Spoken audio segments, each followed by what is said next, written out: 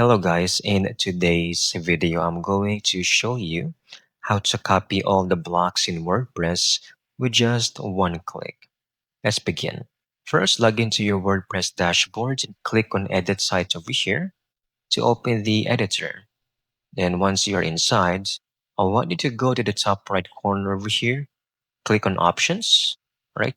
This icon that is a three dotted to see more options. Click on that and you will have the option over here to copy all blocks. This instantly copies everything on your page to your clipboard.